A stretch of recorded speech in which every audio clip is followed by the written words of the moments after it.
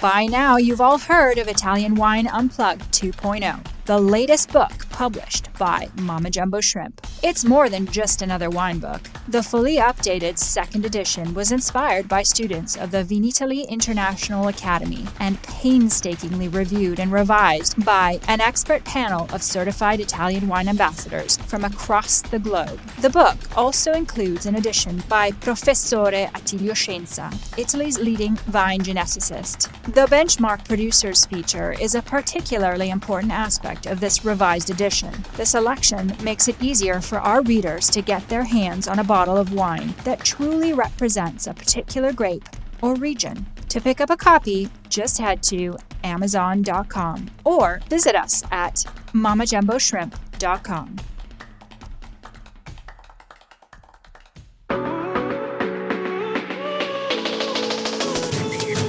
Welcome to The Next Generation. I'm Victoria Cece. Join me as we chat with young Italian wine people shaking up the wine scene. We're going to geek out on a grape or grape fam, then hear about all the wild wine things our guests have been up to, from vineyard experiments to their favorite wine bars.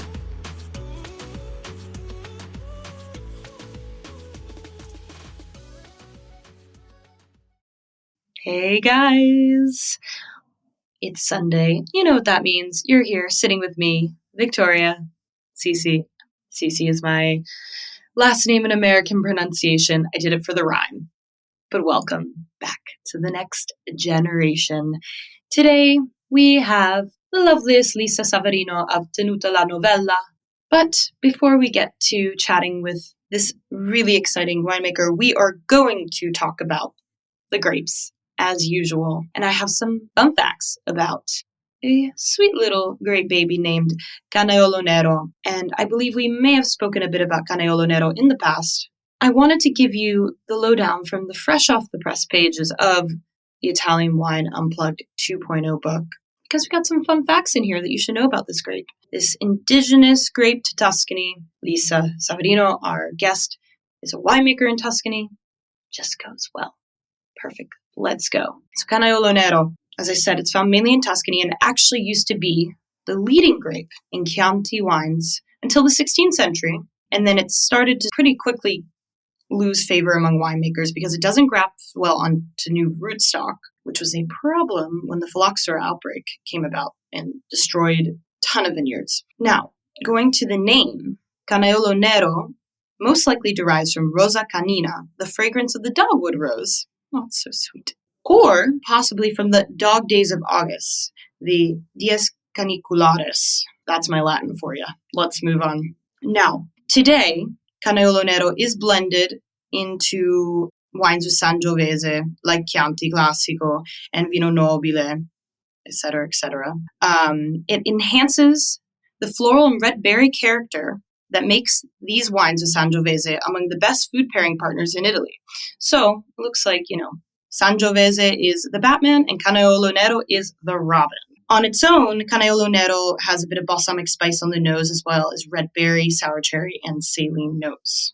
Has light to medium tannins with complementary acidity, medium complexity, and while most monovarietal bottlings will be wines to drink early, those blended with Sangiovese wines can age worthy. Okay, we knew that. I gave that away with Chianti Classico, not to hurry it up. But those are the facts about Canaiolo Nero straight off the pages of the Italian Wine Unplugged 2.0 book, which you can get and hold in your hands and cuddle with while you sleep and absorb all the great knowledge. Or you could just listen to me, or both.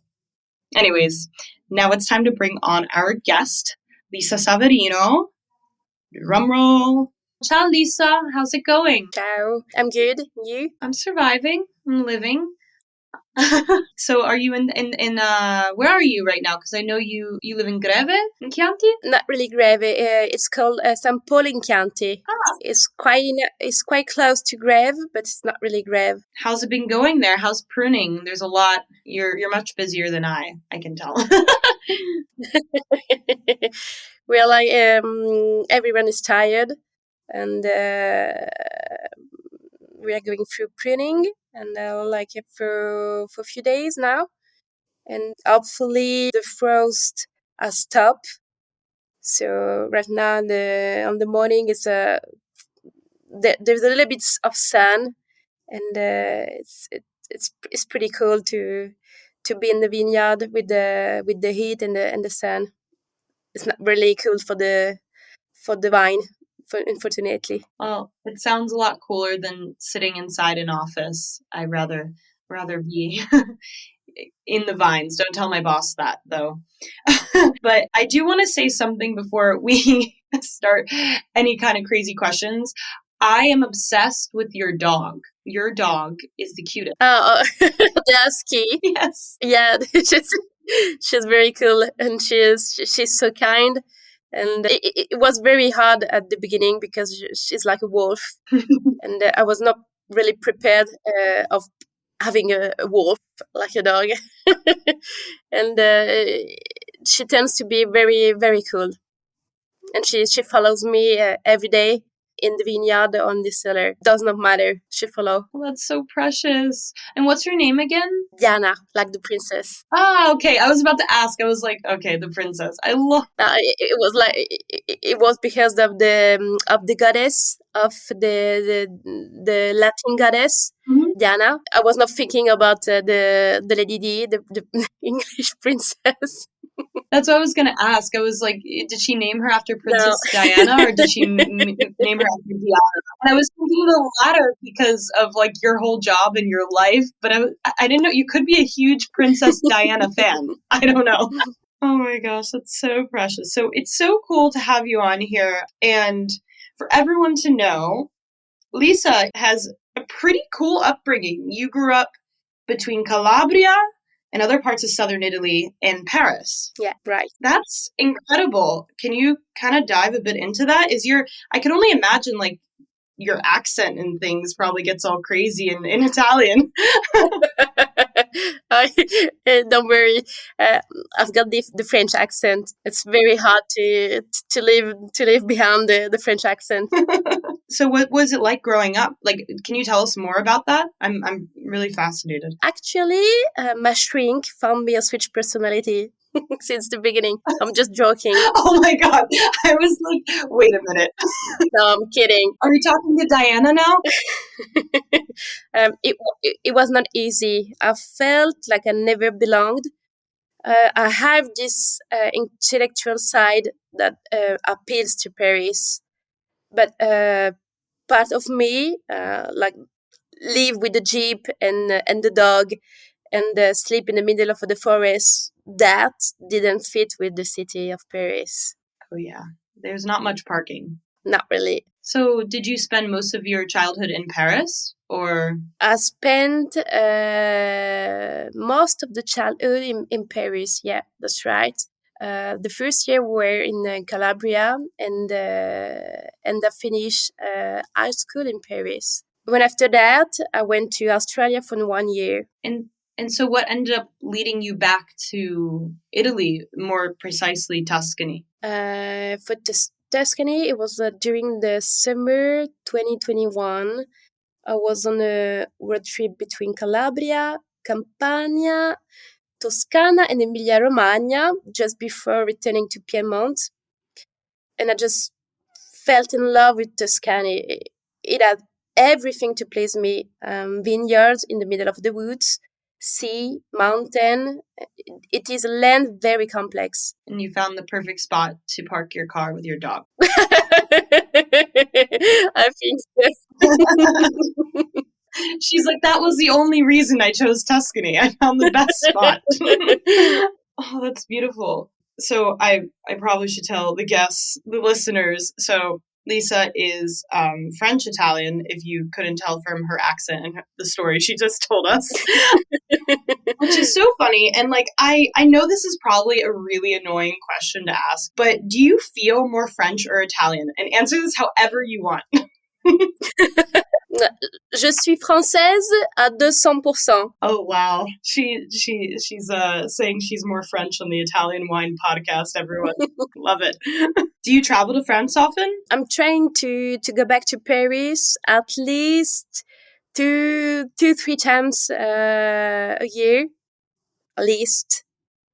So it would probably be 1 time every 3-4 months. Oh, okay. So it's like all your family and your like lovers all in France, and then like your work life is in Italy? I've got my no, I've still got my mom in Paris. Oh, that's so wonderful. And it's not too far. Like for me, you know, I'm Italian American, so my majority of my family is in America. So it's nice when you don't have to travel too far, you know.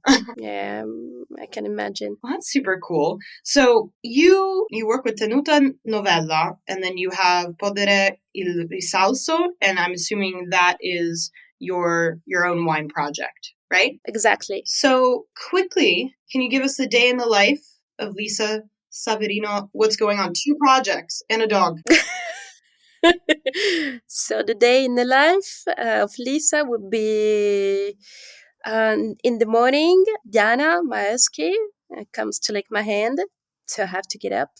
I take the time to have breakfast because it's very important. We have a physical day.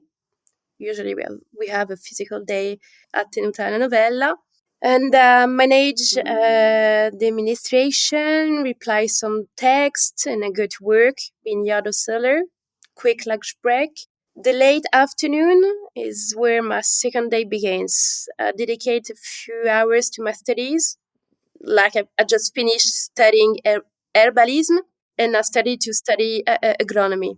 And I read a lot of books. Recently, I became passionate about biodynamic beekeeping. I'm going crazy for bees, really crazy. And often I fall asleep around 10 p.m. Just I would never have believed it at 31 years old. Oh, I feel you. I'm also a student too, and it's like it gets around 9:30, and I'm like, is it 12? And then I'm just like, oh my gosh. I was like, I swear to God, did I turn 60 today? Like, but first of all, incredible. So you work at a winery, you have your own wine project. You're also a student, Yeah. Former student and current student. Wow.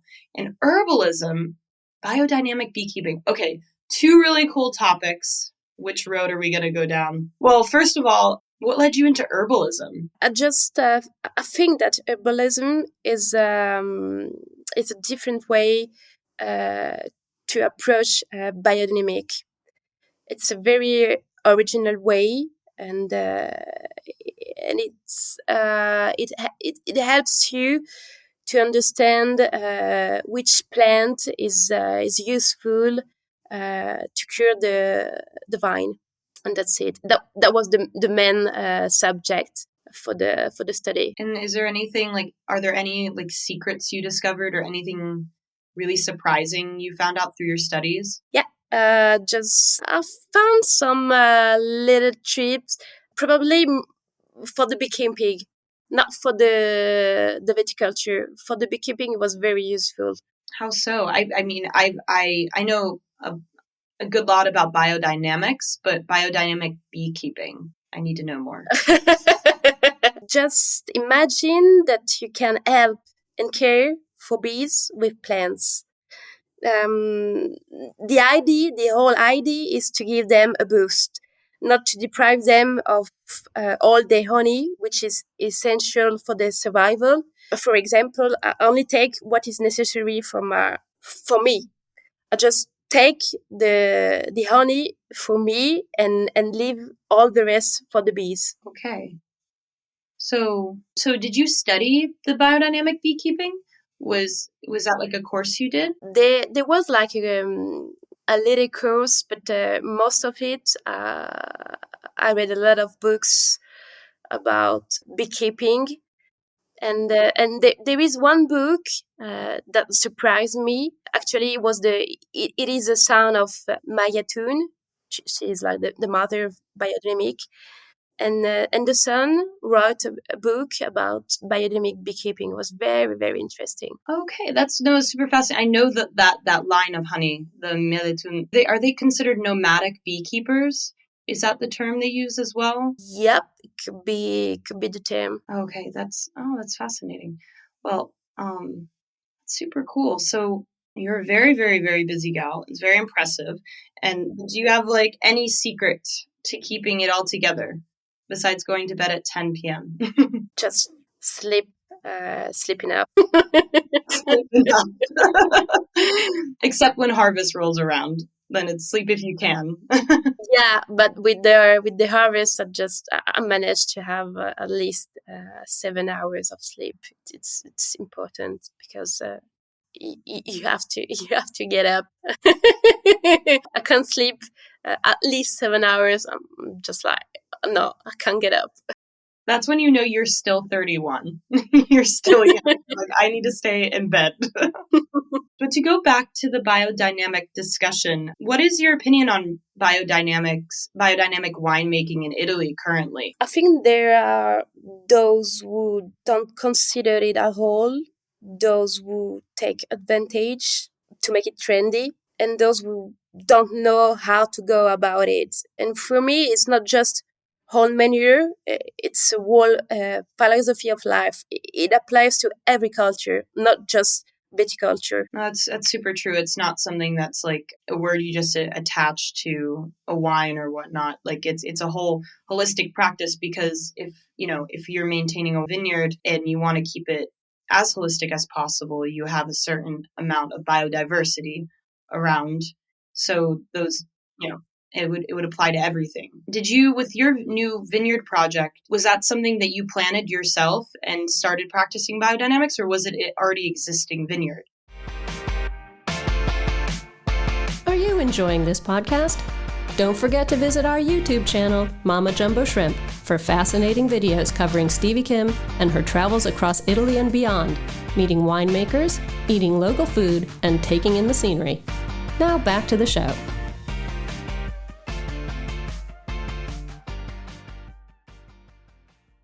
No, it was very. We started with the Volterra project a few months ago, and we just planted the vineyard. And I had in my mind the biodynamic thing. And when you work for yourself, you just forget to count the hours. And with this project, it meets my expectation in terms of sustainable development and also winemaking style. It's your own baby. So now you have two babies. You have your dog, and then you have your vineyard. Yes. That's an incredible amount of work, especially for your age. It's super impressive. And to go on that biodynamics discussion of, the just applying it to different things, it's always refreshing to talk to someone who's really dedicated to it. And we don't have to, we don't have to hate on anyone, but it's always something that comes up in the industry.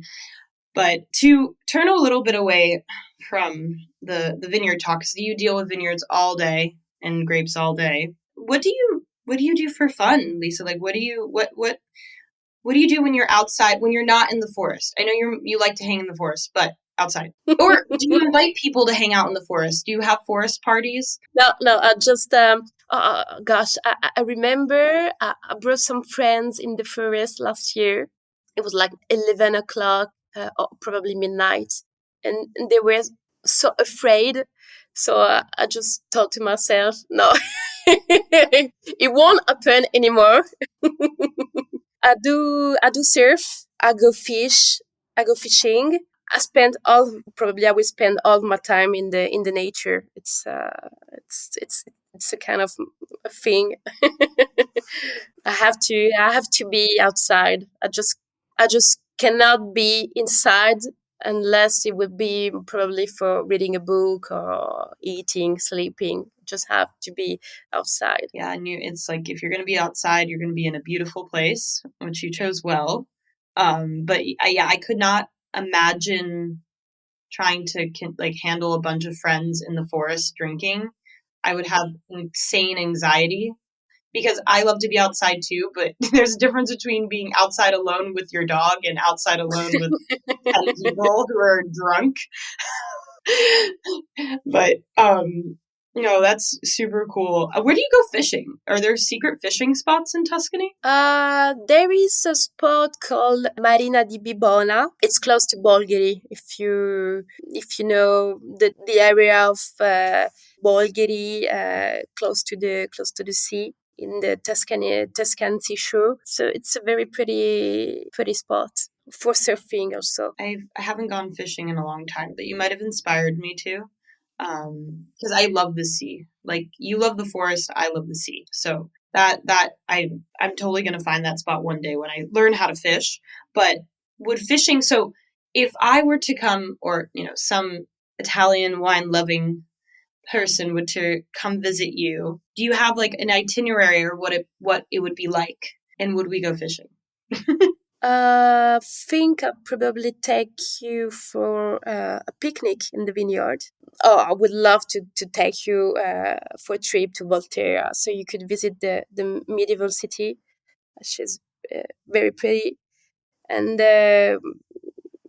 we do have some sheep, so if you enjoy to herd sheep, or you'd like to try, would be very funny. And probably we go picking some blackberries to make jam, if you like jam. Oh, I love jam. This whole day sounds like out of a book. You had me at take me on a picnic. and everything we would do would be outside, which all here for. I think it's really refreshing speaking to you, and also for listeners, because I think you represent a really beautiful and beautiful future of Tuscany, in the sense that you are not going to give a touristic perspective of Tuscany, rather showcase the nature of a very popular region, So instead of going to some swanky, silly resort or something, it's like, go hang out with someone like Lisa, who is going to show you the actual beauty of Tuscany, And I would be glad to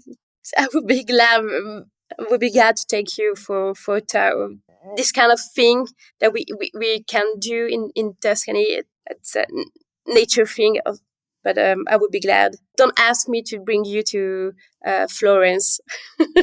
Okay. Duly noted. I will not ask you to go to Florence. Do you not like Florence? No, I like Florence, but Florence is this is the best way to have some drinks with friends, get dinner or get lunch, because it's super easy. It's close. There are so many restaurants, but this is not really the Tuscany, So probably I won't bring you to Florence. That is not a problem. Also, there's many people that don't know Florence is in Tuscany. So, we could just pretend it doesn't exist altogether. Just kidding. Super cool. Well, thank you so much, Lisa, for chatting today. I know you've had a busy, long day, so I think we both need to go to bed, probably. It's 8:00. It's a little bit soon. For real. But yeah, so Lisa Saverino, everyone, Tenuta, Novella, Podere, il Risalso. So lovely to have you, and you can find her on Instagram, all the things. Thank you so much, Lisa. Thank you for having me. As always, a big grazie for hanging out with me today. Remember, you can catch me every Sunday on the Italian Wine Podcast, available anywhere you can get your pods.